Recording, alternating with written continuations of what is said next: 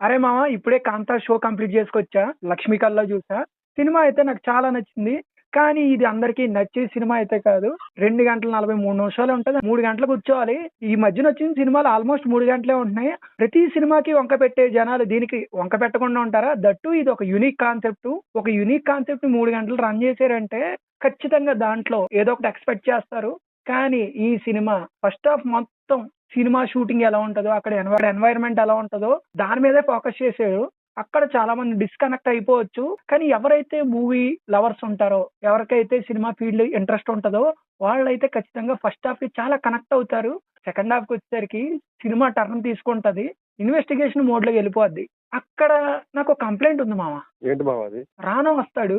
రానా character పేరు Phoenix. ఈ సినిమాలో ఇదే ఆర్టిఫిషియల్ క్యారెక్టర్. అక్కడ జరుగుతున్న సిట్యుయేషన్ కి, అతని బిహేవియర్ కి అస్సలు సంబంధం ఉండదు.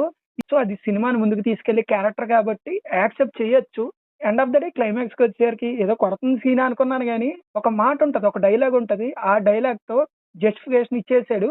కానీ ఈ సినిమాతో ఏదైతే చెప్పాలనుకున్నాడో అది కరెక్ట్ గా చెప్పాడు మామ director. I'm impressed. Okay. Rana character అయితే ఇంపాక్ట్ చూపించాలని చెప్తున్నావు నువ్వు.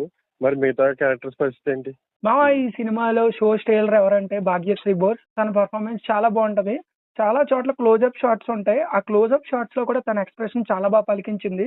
జస్ట్ కళ్ళతో మైన్యూట్ ఎక్స్ప్రెషన్స్ ఏవైతే ఇచ్చిందో అవి చాలా బాగా వర్కౌట్ అయినాయి. అండ్ దుల్కర్ సల్మాన్ గురించి స్పెషల్ గా చెప్పక్కర్లేదు. క్లైమాక్స్ లో ఉంటది మామ అతని పర్ఫార్మెన్స్. ఎక్సలెంట్ గా యాక్ట్ చేశాడు.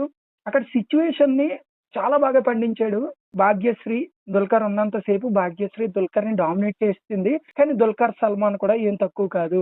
అండ్ సముద్రగని కూడా చాలా బాగా యాక్ట్ చేశాడని చెప్పుకోవాలి. మిగతా ఆర్టిస్టులు ఉంటారు, ఇంపార్టెంట్ క్యారెక్టర్స్ ఉంటాయి, వాళ్ళు కూడా బాగా చేశారు. టెక్నికల్ వాల్యూస్ గురించి ఏమంటావు మామ ఇంతకీ? మామ టెక్నికల్ గా చాలా సాలిడ్ గా ఉంటది. ఫస్ట్ హాఫ్ మొత్తం మూవీ ఎన్వైరన్మెంట్ ఉంటది. సో ఆ పీరియాడిక్ బ్యాక్ డ్రాప్ తగ్గట్టు కెమెరా ఫ్రేమింగ్స్ గానీ అండ్ అక్కడ మ్యూజిక్ గానీ చాలా బాగుంటది. బిజయ్ బీజిఎం అయితే సిచ్యువేషన్ తగ్గట్టు ఉంటది మామ. ఎక్కడా ఓవర్ బోర్డ్ అవ్వదు. మామ నేను ఒకటి అడగాలనుకుంటున్నాను. రానా రీసెంట్ గా ఒక ఇంటర్వ్యూలో ఈ సినిమాకి సంబంధించి పాత కెమెరాలు ఉపయోగించి తీసామని చెప్పాడు. అలాగే ఉందా సినిమాటోగ్రఫీ? ఉంది మామ. ఎందుకంటే వింటేజ్ మోడ్ లోకి తీసుకెళ్లాలంటే ఆ కెమెరాలే వాడాలి. వాడే ఉంటారు. నేను ఇది చూడలేదు, నువ్వు చెప్తున్నా నాకు తెలీదు. కానీ ఆ ఎన్వైరన్మెంట్ అయితే క్రియేట్ చేయగలిగారు.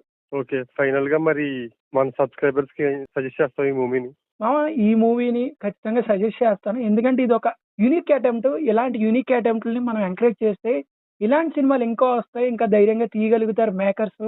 I appreciate. ఖచ్చితంగా ఇలాంటి కాన్సెప్ట్‌లు రావాలి. మన టాలీవుడ్ డైరెక్టర్స్ కూడా ఇలాంటి సినిమాలు తీయాలని నేను ఆశిస్తున్నాను. నాకైతే చాలా బాగా నచ్చింది. కానీ అందరికీ నచ్చుతదని నేను చెప్పను. మూవీ లవర్స్ ఎవరైతే ఉన్నారో వాళ్ళు నెత్తి మీద పెట్టుకుంటారు ఈ సినిమాని.